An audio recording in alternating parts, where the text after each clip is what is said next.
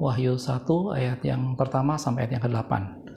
Inilah wahyu Yesus Kristus yang dikaruniakan Allah kepadanya, supaya ditunjukkannya kepada hamba-hambanya apa yang harus segera terjadi, dan oleh malaikatnya yang diutusnya. Ia telah menyatakan kepada hambanya Yohanes. Yohanes telah bersaksi tentang firman Allah dan tentang kesaksian yang diberikan oleh Yesus Kristus, yaitu segala sesuatu yang telah dilihatnya. Berbahagialah ia yang membacakan dan mereka yang mendengarkan kata-kata nubuat ini, dan yang menuruti apa yang ada tertulis di dalamnya, sebab waktunya sudah dekat. Ayat yang keempat, dari Yohanes kepada ketujuh jemaat yang di Asia Kecil, kasih karunia damai sejahtera menyertai kamu, dari Dia yang ada dan yang sudah ada dan yang akan datang, dan dari ketujuh roh yang ada di hadapan tahtanya, dan dari Yesus Kristus, saksi yang setia, yang pertama bangkit dari antara orang mati, dan yang berkuasa atas raja-raja di bumi. Bagi Dia yang mengasihi kita, dan yang telah melepaskan kita dari dosa kita oleh darahnya, dan yang telah membuat kita menjadi suatu kerajaan, menjadi imam-imam bagi Allah Bapaknya. Bagi Dialah kemuliaan dan kuasa sampai selama-lamanya. Amin. Ayat yang ketujuh, lihatlah, Ia datang dengan awan-awan, dan setiap mata akan melihat Dia, juga mereka yang telah menikam Dia, dan semua bangsa di bumi akan meratapi Dia. Ya, amin. Ayat yang ke-8, Aku adalah Alfa dan Omega, firman Tuhan Allah, yang ada dan yang sudah ada, dan yang akan datang, yang Maha Kuasa. Oke, shalom, selamat siang. Kita ketemu lagi channel Pelita Kakiku, karena firman-Mu adalah pelita bagi kakiku dan terang bagi jalanku. Ayat yang barusan kita baca adalah 8 ayat pertama yang menjadi pembuka dari kitab Wahyu. Kita tahu sendiri bahwa kitab Wahyu itu adalah nubuatan yang ditulis oleh Rasul Yohanes pada saat dia dibuang di Pulau Patmos. Dan tadi kita lihat bagaimana itu semua menunjukkan nubuatan tentang Allah, bagaimana tentang apa yang akan terjadi kemudian. Dan itu mengenapi kata firman Tuhan pada saat Petrus bertanya kepada Yesus, apa yang akan terjadi dengan murid yang paling dikasihinya. Kemudian Yesus berkata, kalau aku menghendaki supaya dia tetap hidup sampai aku datang, itu bukan urusanmu. Dan itu digenapi pada waktu Yohanes dibuang ke Pulau Patmos, dan dia melihat semua kemuliaan Allah, dan dia melihat semua rencana Allah tentang kedatangannya sampai yang kedua kali. Dan kitab Wahyu ini menutup semua kitab dalam perjanjian baru, termasuk seluruh Alkitab kita. Gitu ya. Hal yang menarik dari kitab Wahyu ini dimulai dengan perkataan pertama yang Yesus katakan, bahwa di sana dikatakan, Aku adalah Alfa dan Omega, firman Tuhan Allah yang ada, yang sudah ada, dan yang akan datang, yang Maha Kuasa. Kata Alfa dan Omega itu tidak pernah kita jumpai dalam kitab-kitab lain sepanjang Alkitab, gitu ya.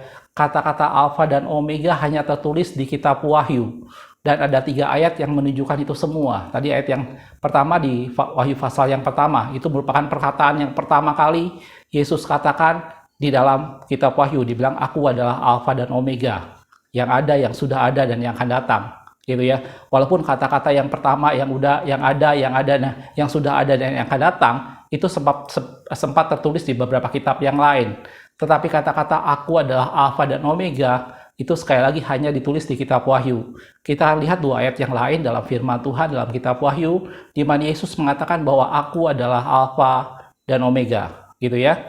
Itu ada di dalam Wahyu pasal 21. Ini menjelang akhir kitab Wahyu. Wahyu pasal 21 ayat yang ke-6 dikatakan seperti ini. Firman-Nya lagi kepadaku, semuanya telah terjadi. Aku adalah Alfa dan Omega, yang awal dan yang akhir. Lanjutannya, orang yang haus akan kuberi minum dengan cuma-cuma dari mata air kehidupan. Itu dikatakan lagi bahwa Aku adalah Alfa dan Omega. Jadi di awal kitab Wahyu pasal 1, Yesus di sana mengatakan bahwa Aku adalah Alfa dan Omega. Di Wahyu pasal 21, Yesus mengatakan lagi bahwa Aku adalah Alfa dan Omega. Dan ada 1 ayat lagi menutup kitab Wahyu, dalam Wahyu pasal 22. Di sana Yesus berkata seperti itu lagi, Wahyu 22 ayat yang ke-13. Aku adalah Alfa dan Omega, yang pertama dan yang terkemudian, yang awal dan yang akhir. Oke, melalui video ini saya ingin kita membahas mengenai Yesus adalah Alfa dan Omega. Dan tadi saya sudah bilang, perkataan ini tidak ada di kitab lain dalam Alkitab kecuali di kitab Wahyu. Dan itu tertulis dalam 3 ayat tadi. Ditulis dalam pasal pertama, pasal 21, dan pasal ke-22 dari kitab Wahyu. Gitu ya. ada banyak hal yang pernah saya bahas mengenai tentang pribadi Yesus, bahwa dia adalah batu penjuru. Saya pernah membahas juga Yesus dengan hak kesulungan. Saya pernah membahas juga Yesus sumber air hidup, dan banyak hal yang pernah saya bahas mengenai pribadi Yesus, dan membuat kita semakin mengerti bahwa dia adalah segala-galanya bagi kita. Dialah juru selamat kita, dialah penebus kita, dan dialah Allah yang menciptakan segala sesuatu. Dan ada satu bagian tentang Yesus yang belum pernah saya singgung, yaitu dia adalah Alfa dan Omega, gitu ya. Pada video ini kita akan melihat lebih jauh lagi mengenai pribadi Yesus sebagai satu pribadi yang adalah Alfa dan Omega, yang awal dan yang terkemudian, yang ada, yang sudah ada, dan yang akan ada, gitu ya. Kita akan lihat lebih jauh lagi mengenai hal itu. Tentunya kalau kita berpikir mengenai Alfa dan Omega, Yesus mengenai pribadi Alfa dan Omega, biasanya kita langsung berpikir itu berhubungan dengan gereja Tuhan, itu berhubungan dengan kehidupan kita umat Tuhan, bagaimana Yesus adalah yang awal dan yang akhir. Gereja Tuhan berdiri karena Allah, dan dia juga nanti yang terakhir yang akan menjemput gerejanya sebagai mempelai yang sempurna. Kita ditebus, dilahirkan, kehidupan rohani kita berawal dari Yesus. Dia adalah Alfa. Dan juga nanti pada akhirnya kita akan bersama-sama dengan dia, memerintah bersama-sama dengan Yesus, dan dia yang menjadi Omeganya, gitu ya. Kita selalu berpikir kalau itu bicara Alfa dan Omega, maka kita bicara soal kehidupan gereja Tuhan, kehidupan umat Tuhan, orang-orang yang ditebus, gitu ya. Tapi nanti di bagian terakhir saya ingin jelaskan bahwa yang dimaksud dengan Alfa dan Omega di sini bukan hanya berhubungan dengan orang Kristen atau gereja Tuhan, tetapi ini berhubungan dengan keseluruhan dunia, gitu ya. Kita akan bicara dulu mengenai berhubungan dengan gereja Tuhan dan orang-orang yang umat Tuhan. Kehidupan kita orang percaya, Yesus adalah Alfa dan Omega, yang awal dan yang akhir, gitu ya. Kalau kita perhatikan dalam Matius 16 ayat 18, ini saya pernah singgung juga di salah satu video yang lain. Ayat ini sudah sangat sering saya singgung, dikatakan, dan aku pun berkata kepadamu, engkau adalah Petrus, di atas batu karang ini aku akan mendirikan jemaatku, gitu ya. Jadi gereja Tuhan berdiri di atas suatu pengakuan bahwa Yesus adalah Mesias, anak Allah yang hidup. Dia adalah Alfa. Dia adalah yang memulai segala sesuatu. Di dalam dialah awal berdirinya gereja Tuhan. Gereja Tuhan atau mempelai Kristus itu berdiri karena Yesus mati buat kita, gitu ya. Mendirikan jemaatku dan alam maut tidak akan menguasainya, gitu ya. Dan Anda pasti pernah nonton video saya tentang bagaimana Yesus menyucikan bait Allah. Dan salah satu yang Yesus katakan pada waktu itu, suruh dirombak bait Allah, dalam 3 hari dia akan membangunnya kembali. Dan itu menggambarkan bukan pembangunan bait suci pada waktu itu, tetapi bagaimana gereja Tuhan itu akan dibangun dan didirikan melalui kematian Yesus, gitu ya. Dalam Yohanes 2 ayat 19 dikatakan, jawab Yesus kepada mereka, rombak bait Allah ini, dalam 3 hari aku akan mendirikannya kembali, gitu ya. Itu semua menggambarkan bahwa bait gereja Tuhan, umat Tuhan, orang-orang percaya itu berdiri karena ada Yesus, karena Yesus datang menebus kita, karena Yesus datang menyerahkan nyawanya dan mati buat kita, dan dia bangkit naik ke surga. Dari sanalah gereja Tuhan dibangkitkan. Saya juga pernah menggambarkan dalam salah satu video tentang Yesus adalah Adam yang kedua. Di sana saya menggambarkan bahwa seperti halnya Adam dengan Hawa, begitu juga antara Yesus dengan gereja Tuhan. Dan Hawa diciptakan pada saat Adam dibuat tertidur, dan itu menjadi analogi. Begitu juga gereja Tuhan berdiri. Gereja Tuhan berdiri dan lahir karena Yesus 3 hari mati, dan dari sana lahirnya dibentuklah gereja Tuhan. Pada saat Hawa dibawa kepada Adam berkata, dialah daging dari dagingku, dialah tulang dari tulangku, dan seperti itulah gereja Tuhan, gitu ya. Kalau Anda perhatikan dalam Matius 12 ada analogi yang lain tentang gereja Tuhan, bagaimana pada waktu itu digambarkan seperti pada waktu Yunus masuk ke dalam perut ikan, gitu ya. Matius 12 ayat 39 sampai 40. Tetapi jawabnya kepada mereka, angkatan yang jahat dan tidak setia ini menuntut suatu tanda. Tetapi kepada mereka tidak akan diberikan tanda lain selain tanda Nabi Yunus.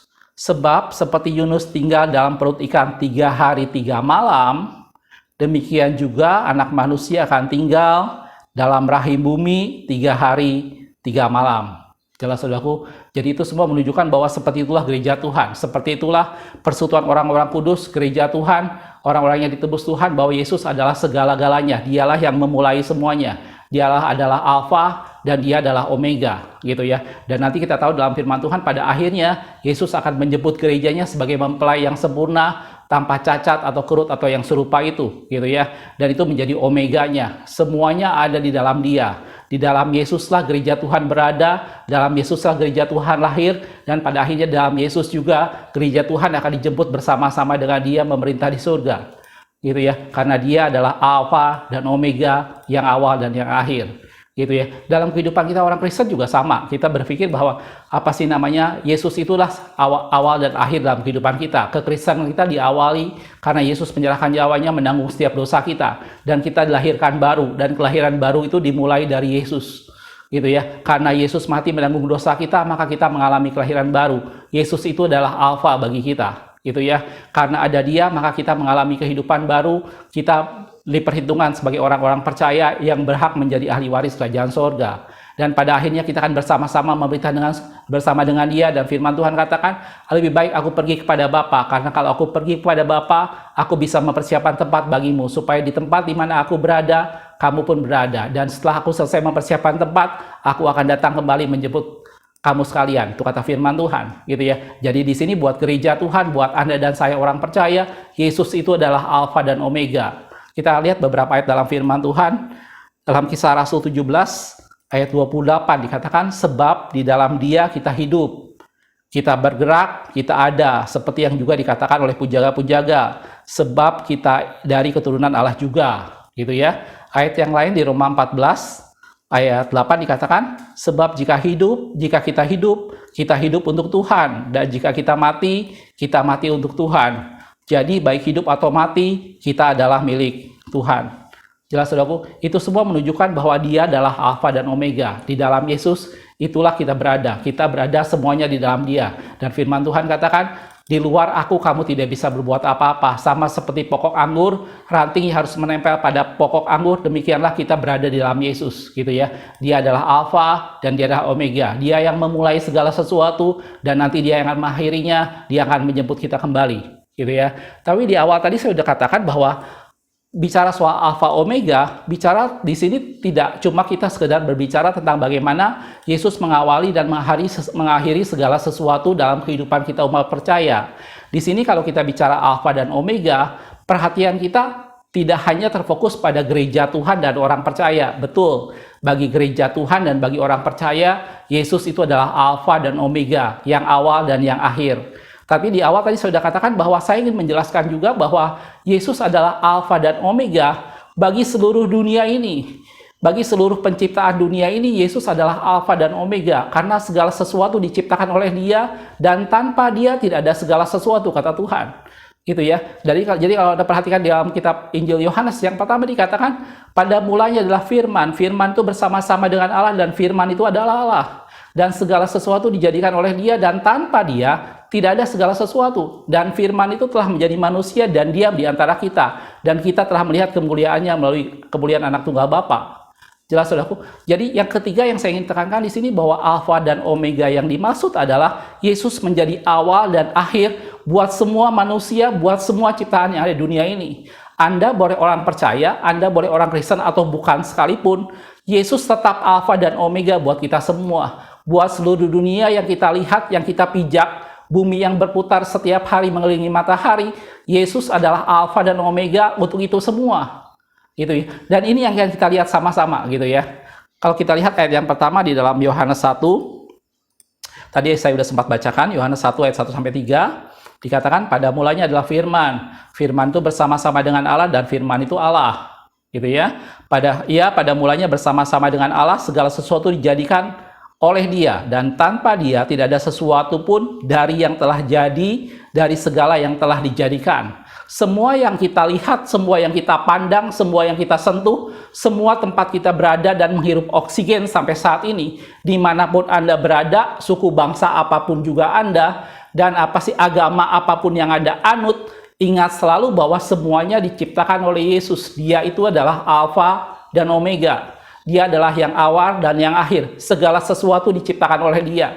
Suka atau tidak suka, agama apapun kita, suku bangsa apapun kita, satu kenyataan yang kita tidak bisa tolak bahwa segala sesuatu diciptakan oleh Yesus. Dan Dia adalah Alfa dan Omega. Karena itu kenapa kata-kata itu muncul di kitab Wahyu? Karena kitab Wahyu menjadikan gambaran tentang akhir dunia ini.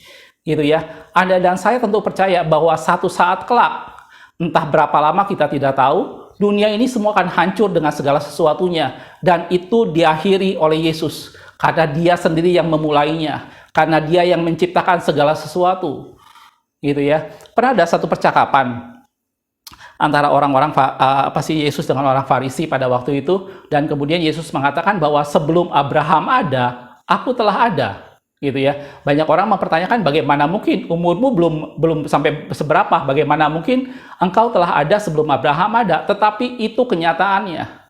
Banyak orang Kristen yang mungkin berpikir bahwa Yesus ada setelah Dia lahir di kandang domba. Tidak, saudaraku. Dalam firman Tuhan dikatakan Dia sudah ada sejak dari masa penciptaan. Segala sesuatu diciptakan oleh Dia, dan tanpa Dia tidak ada segala sesuatu. Gitu ya. Kita akan lihat ayatnya dalam Yohanes 8, ayat 58 dikatakan seperti ini. Kata Yesus kepada mereka, aku berkata kepadamu, sesungguhnya sebelum Abraham jadi itu pada masa perjanjian lama di awal-awal kitab Kejadian, saudaraku. Dan Yesus katakan sebelum Abraham jadi, aku telah ada. Kalau Anda lihat Kejadian pasal-pasal pertama bagaimana Allah menciptakan langit dan bumi, di sana dikatakan pada waktu itu Allah berfirman. Banyak orang yang menafsirkan pada saat Allah berfirman, firman itu adalah Yesus sendiri, gitu ya. Tetapi waktu Dia berkata, baiklah kita menjadikan manusia menurut gambar dan rupa kita, itu menggambarkan bahwa pribadi Allah Tritunggal dan Yesus ada di sana, gitu ya. Dan tadi di Yohanes sudah dijelaskan bahwa segala sesuatu diciptakan oleh Dia, dan tanpa Dia tidak ada segala sesuatu. Dan pada saat Yesus berdoa menjelang terakhir saatnya sebelum Dia ditangkap dan disalibkan, Dia berdoa buat murid-muridnya, gitu ya. Kita akan lihat satu ayat dalam Yohanes 17 ayat yang kelima, dikatakan seperti ini. Oleh sebab itu ya Bapa, permuliakanlah aku padamu sendiri dengan kemuliaan yang kumiliki di hadiratmu sebelum dunia ada.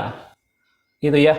Itu doa yang luar biasa pada waktu Yesus berdoa, permuliakanlah aku padamu sendiri dengan kemuliaan yang kumiliki di hadiratmu sebelum dunia ada.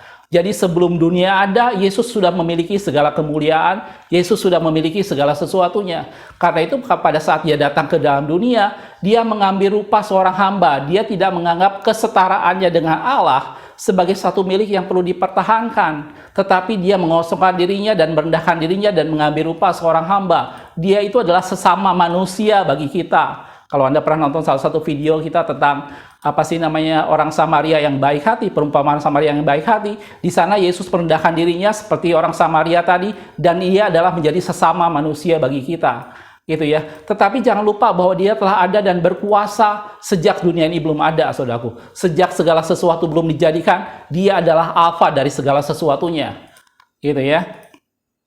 Dalam Yesaya 48 ayat 12 sampai 13, di sini ada satu kata-kata yang menarik yang berhubungan dengan Alfa dan Omega, walaupun tidak dikatakan secara langsung Alfa dan Omega, karena kata-kata Alfa dan Omega ini sendiri adalah huruf dalam bahasa Yunani yang merupakan huruf yang pertama dan terakhir, gitu ya. Sehingga pada masa perjanjian lama kita belum mengenal bahasa Yunani pada waktu itu, gitu ya. Di Yesaya 48 ayat 12 sampai 13 dikatakan seperti ini.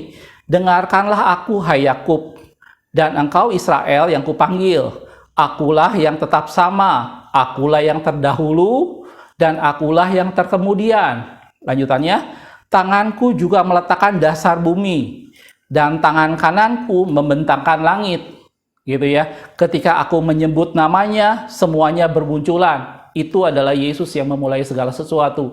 Dia adalah Alfa, Dia adalah Omega, yang pertama dan yang terakhir, yang telah ada, yang akan datang, dan yang kemudian akan ada. Dan Dia adalah Alfa Omega, Dia yang menciptakan segala sesuatu.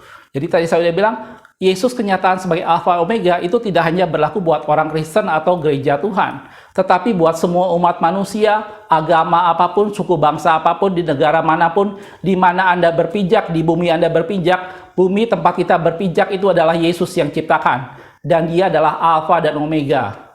Gitu ya. Percaya atau tidak percaya, suka atau tidak suka, itulah realita yang ada bahwa segala sesuatu dibentangkan oleh tangannya. Gitu ya. Dan Dia adalah pribadi Alfa dan Omega tadi. Dan tadi saya sudah lihat, kita sudah sama-sama lihat bahwa karena Dia yang menciptakan segala sesuatu, maka segala sesuatu berakhir di tangannya.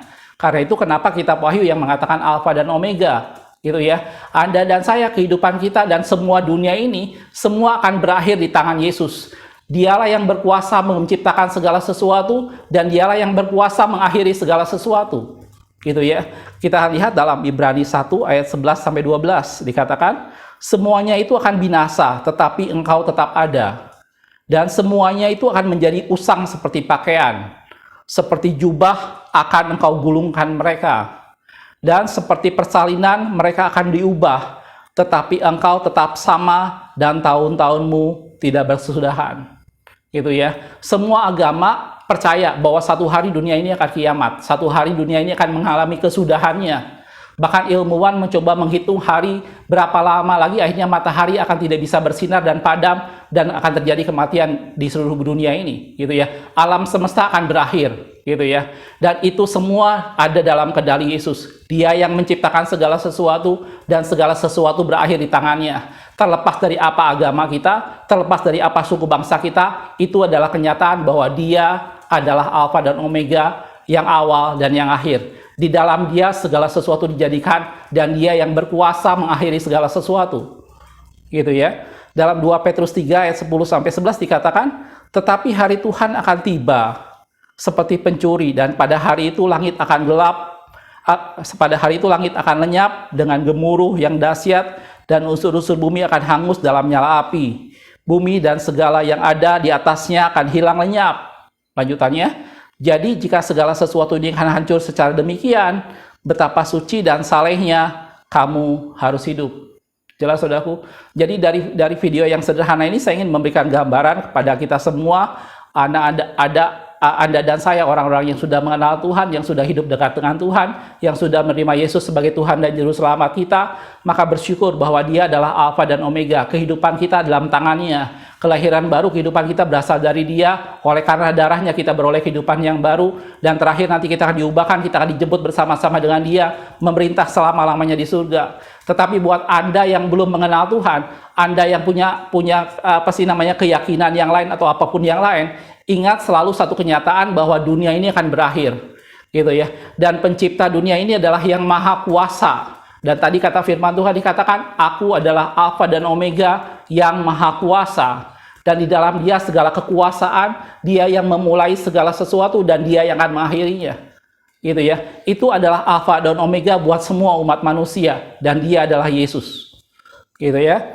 Dan dari sini semua saya ingin kita melihat sama-sama tentang satu peristiwa yang nanti akan muncul sebentar, yaitu kedatangan Anak Manusia, bagaimana Dia akan kembali dan Dia akan menjemput gereja Tuhan. Dalam Matius 24 ayat 30 dikatakan, pada waktu itu akan tampak tanda Anak Manusia di langit, dan semua bangsa di bumi akan meratap, dan mereka akan melihat Anak Manusia itu datang di atas awan-awan di langit dengan segala kekuasaan dan kemuliaannya. Dia akan datang kembali dengan segala kekayaan dan kekuasaan dan kemuliaannya. Karena Dia adalah Raja di atas segala raja. Di dalam tangannya waktu yang kita jalani. Kita cuma hidup pada sepenggal waktu. Sementara Dia ada dari kekekalan sampai kekekalan. Segala sesuatu dijadikan oleh Dia, dan tanpa Dia tidak ada segala sesuatu. Dan di dalam tangannya segala kuasa, Dia akan mengakhiri segala sesuatu, dan Dia akan memerintah sebagai Raja bersama dengan orang-orang kudusnya. Itu ya saudaraku ya. Dari sini kita ingin sama-sama melihat bahwa kalau kita bicara Alfa dan Omega, maka kita harus mengingat bahwa Alfa dan Omega, yaitu pribadi Yesus, Dia adalah sumber dari segala sesuatu. Dia sumber dari kehidupan kita secara rohani, Dia sumber dari kehidupan gereja Tuhan, tetapi Dia sumber dari kehidupan semua manusia di bumi, agamanya apa, suku bahasanya apapun juga. Alfa dan Omega berarti bahwa Dia adalah pemegang kehidupan Anda dan saya. Kehidupan kita itu Allah yang berikan, dan Dia adalah Yesus. Gitu ya. Kalau kita bicara Alfa dan Omega, maka kita bicara bahwa Yesus adalah sumber segala sesuatu. Dan yang kedua, kalau kita bicara Alfa dan Omega, kita bicara tentang pribadi Allah yang mengendalikan semuanya. Segala sesuatu yang terjadi di atas muka bumi ini terjadi di atas kendali Tuhan. Tuhan mengendalikan semuanya. Tidak ada sesuatu pun yang terjadi tanpa sepengetahuan Tuhan, karena Dia adalah pemilik seluruh dunia ini. Gitu ya. Karena Dia adalah Alfa dan Omega. Dia bukan cuma sekedar bayi yang kecil yang lemah, tetapi Dia Allah di atas segala sesuatu. Di dalam tangannya Dia ciptakan langit dan bumi, dan dikatakan bintang-bintang adalah buatan jarinya, bumi adalah tumpuan telapak kakinya. Dan Dia akan datang kembali, dan Dia akan datang sebagai Allah yang berkuasa, sebagai Allah yang memerintah. Dia yang menciptakan segala sesuatu, tetapi dalam tangannya dia akan mengakhiri sesuatu, karena Allah yang mengendalikan segala sesuatu, termasuk hidup Anda dan saya. Jelas, saudaraku? Itulah yang ingin saya sampaikan pada video ini tentang bagaimana pribadi Yesus yang adalah Alfa dan Omega. Ini bukan soal agama, ini bukan soal aliran tertentu, tetapi ini soal kenyataan bahwa Anda dan saya, hidup kita semua, itu semuanya milik Allah. Dan itu adalah pribadi Yesus sendiri, karena dia adalah Alfa dan Omega. Jelas, saudaraku? Beberapa ayat sebagai penutup dalam Filipi 1 ayat yang ke-6 dikatakan, akan hal ini aku yakin sepenuhnya bahwa Ia yang memulai pekerjaan yang baik di antara kamu akan meneruskannya sampai akhirnya pada hari Kristus Yesus, gitu ya. Semua yang sedang Allah kerjakan di tengah-tengah umatnya, semua yang sedang Allah kerjakan di tengah dunia ini, Allah tidak pernah lepas kendali. Semuanya dalam kendali Dia, dan Dia akan melanjutkan dan menyelesaikannya sampai semuanya menjadi sempurna, dan gereja Tuhan akan dipersiapkan, umat Tuhan akan dijemput sebagai mempelainya yang sempurna, gitu ya. Dalam satu ayat yang lain, dalam Roma 11 ayat 36 dibilang, sebab segala sesuatu adalah dari Dia dan oleh Dia dan kepada Dia, bagi Dialah kemuliaan sampai selama-lamanya. Jelas, saudaraku, dari sini semua saya ingin kita sama-sama melihat bahwa kehidupan kita itu kita hanya pada sepenggal waktu yang ada dalam tangan Yesus. Dia itu adalah Allah di atas segala Allah, Dia adalah Raja di atas segala raja, Dia yang mempunyai kuasa di langit, di bumi, dan di bawah bumi, gitu ya. Dan tidak ada nama lain di atas bumi ini yang olehnya kita bisa diselamatkan selain di dalam nama Yesus, karena Dia adalah Alfa dan Omega. Kehidupan Anda dan saya ada di tangannya. Dialah yang memberikan kepada kita kehidupan, dan Dia sanggup mengambilnya setiap saat Dia mau, gitu ya. Seperti Dia menciptakan dunia ini dan melakukan mendanani semuanya, seperti itu juga satu saat Dia akan datang kembali dan mengakhiri semuanya. Berbahagialah Anda dan saya yang hidup dekat dengan Dia, karena pada saat Dia datang kembali, Dia akan menjemput kita, dan kita akan hidup bersama-sama dengan Dia. Bagi Anda yang sedang mencari kebenaran, ingat selalu bahwa kebenaran hanya ada pada Yesus. Dia itu adalah Alfa dan Omega. Dia yang menciptakan segala sesuatu, dan segala sesuatu akan diakhiri dalam tangannya. Jelas, saudaraku? Makasih sudah menonton. Kita ketemu di video berikutnya. Tuhan Yesus memberkati.